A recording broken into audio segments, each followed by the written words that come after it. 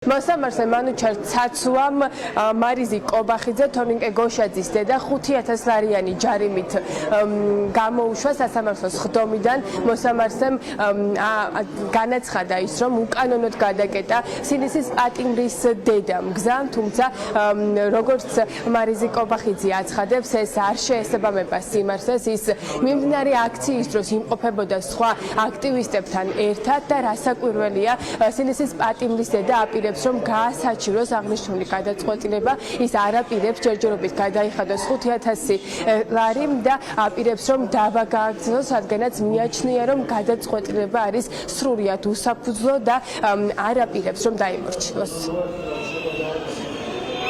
რა თქმა უნდა არ ვეთანხმები, იმიტომ რომ ხალხი გადადის, გადავდივარ მეც მათთან ერთად ნახე ვიდეოში, რომ მართლაც ვარ იმ ხალხში, მაგრამ ესე რაც გინდა ის თქვი, საერთოდ თავიდან არ ვიცოდი და ვთქვი, რომ არ მახსოვს ვიყავი თუ არა, გადავკეტე თუ არა, იმიტომ რომ მე არასოდეს არ კეტავ გზას, მოვდივარ გადაკეტილზე, სავარაუდოდ ვარ მაგ დროს იქ, მაგრამ გადადის ხალხი და გადავდივარ მეც.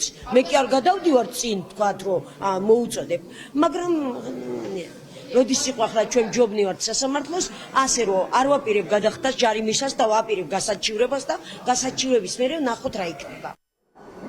მოსამართლე მანუჩარ ცაცუა ამ წუთებში განიხილავს ძველი საქართველოს ერთ-ერთი ლიდერის ლანა ქალდავას საქმეს, 20 იანვრის საქმეს, როდესაც მასაც ასევე ედავებიან გზის გადაკეთვას, თუმცა ლანა ქალდავა აცხადებს, რომ ის იმყოფებოდა ამ დღეს მარშზე და მარშით მიემართებოდა რუსთაველის გამზირისკენ, რა დროსაც არ მისული რუსთაველამდე ის აძლევდა ინტერვიუებს მედიებს და სწორედ ამ დროს სავარაუდოდ დააფიქსირეს ლანა ქალდავა სახის ამომცნობი კამერები და ეს გახდა საფუძველი იმისა, რომ ის მას უკვე მის წინააღმდეგ აღეძროთ საქმე ადმინისტრაციული სამართალ დარღვევით და მასაც ამ წუთებში ედავებიან იმას, რომ უკანონოდ გადაკეტა გზა. თუმცა ქალდავა აცხადებს, რომ ის მარშით უერთდებოდა აქციის მონაწილეებს, გზა უკვე იყო გადაკეტილი და შესაბამისად გადაკეტილ გზას ვეღარ გადაკეტავდა, ამიტომ რასაკვირველი არის, არ იზიარებს არც ქალდავას ადვოკატები ამ მოსაზრებას. რამდენიმე წუთში გამოიტანს მოსამართლე გადაწყვეტილებას, არის მოლოდინი იმისა, რომ როგორც სხვა შემთხვევებში და როგორც პრაქტიკამ აჩვენა, ლანა ქალდავა სავარაუდოდ შესაძლებელი არის დაჯარიმდეს, თუმცა პროცესზე ვერანაირი მტკიცებულება და ვიდეო კადრები იმისა, რომ ქალდავამ გადაკეტა გზა, პროცესზე ეს მტკიცებულება შინაგან საქმეთა სამინისტროს წარმომადგენლებმა ვერ წარადგინა. სახის ამოცნობი ტექნოლოგიები აქტიურად გამოიყენება პროტესტის მონაწილეების დაშინების თუ პროტესტ. გახდათ ამერიკის ახალი პრეზიდენტის დონალდ ტრამპის ინაუგურაციის დღე, სწორედ იმ დროს ვიმყოფებოდი ღონისძიებაზე რესპუბლიკის მოედანზე, მაგ წარმოდგენილი მტკიცებულებები, ჩემს გვერდზე მას ასევე განთავსებული უწყვეტი ლაივის ფოტო, ამის შემდეგ რუსთაველზე ვდგავარ ჩართვაზე ტელევიზიებთან, ამიტომაც აბსოლუტური აბსურდია, რასაც მედავებიან და ერთის მხრივ რაღაც სურეალიზმი სურათში ვარ მოხვედრილი, იმიტომ რომ სასამართლოსთან ჩემი შეხება ყოველთვის სხვა ადამიანების დაცვის უკავშირდება და აც უკვე საკუთარი თავის დაცვა მით უმეტეს არარსებული ბრალდებით, ეს არის აბსოლუტურად სხვა განზომილება. წარმოუდგენელი აქვს რაღაცა ჩანაწერი, სადაც ჩანს როგორ მიდის მარშით აქციაზე მყოფი ადამიანები, რომელიც არის საკმაოდ რაოდენობის, რომელიც ვერ დაეტევა ვერც ტროტუარს და ვერც სხვა ადგილზე, გარდა იმისა, რომ ეს მაშინა მივიდეს და დადგეს პარლამენტის წინ. ეს სწორედ აი ამ მარშზე იმყოფებოდა ქალბატონი ლანაც და სოლოლობაში მონაწილეობის მიღების შემდგომ მოქალაქეებთან ერთად დადგა პარლამენტის წინ.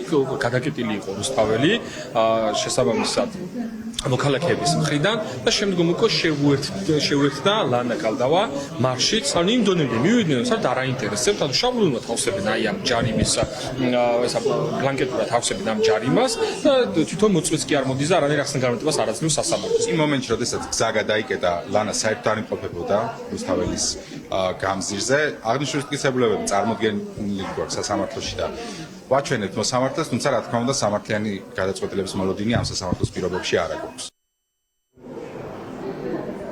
სპონტანური შეკრების დროს გზის გადაკეტვისთვის გამოწერილი ჯარიმები არღვევს შეკრების და მანიფესტაციის ყველა სტანდარტს. ასეთი არის ახალგაზრდა იურისტთა ასოციაციის შეფასება.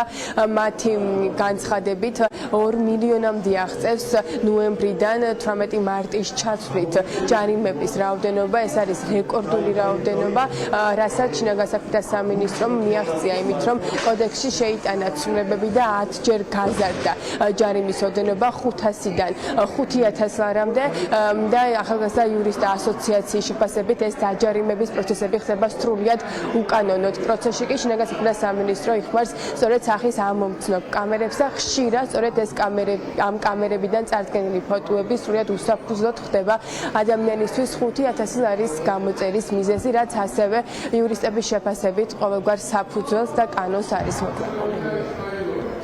სამეცნიერო ტექნოლოგიები აქტიურად გამოიყენება პროტესტის მონაწილეების დაშინების თუ პროტესტის ჩახშობის მიზნით. ძირითადად ეს მექანიზმი სამართალდამცავი ორგანოების მიერ გამოიყენება გზის გადაკეტვის საქმეებზე, ადამიანების იდენტიფიცირებისთვის და შემდგომ უკვე ადმინისტრაციული პასუხისმგებლობის დაკისრებისთვის. სახის ამომცნობი ტექნოლოგიების გამოყენება დაკავშირებულია უამრავი პერსონალური მონაცემების, მათ შორის განსაკუთრებული კატეგორიის პერსონალური მონაცემების, როგორიც არის ვთქვათ, პოლიტიკური შეხედულების შესახებ ინფორმაცია თუ ბიომეტრიული მონაცემების დამუშავებასთან. ასეთი მასშტაბით ეს მონაცემები საერთაშორისო სტანდარტების მიხედვით უნდა მუშავდებოდეს მხოლოდ უკიდურესი აუცილებლობის შემთხვევაში განსაკუთრებული საფრთხეებისგან თავის დასაცავად თუ პრევენციისთვის. საჩივრების შეტანა არის დაგეგმილი პერსონალურ მონაცემთა დაცვის სამსახურში და სამსახურს ექნება ორთვიანი ვადა, რომ განცხადების საპასუხოდ ადმინისტრაციული წარმოება განახორციელოს და შეისწავლოს სახის ამომცნობი ტექნოლოგიების მეშვეობით ბიომეტრიული და სხვა განსაკუთრებული მონაცემების დამუშავების კანონიერება. მივიღეთ პასუხად მხოლოდ და მხოლოდ ის, რომ სამინისტროს აქვს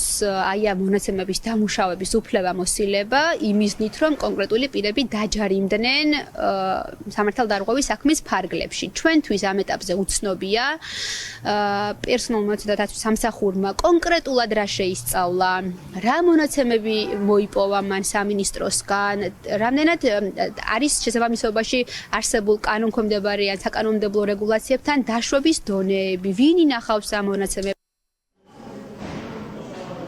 თბილისის საქალაქო სასამართლოში დღეს რეკორდული რაოდენობის ადმინისტრაციული სამართალდარღვევის საქმეები წარიმართა. მოსამართლეებმა ძირითად შემთხვევაში მიიღეს სამოქალაქო აქტივისტების დაჯარიმების გადაწყვეტილება, რასაც აკურველია ეს აქტივისტების მხრიდან დაკვეთის შესრულებად ფასდება.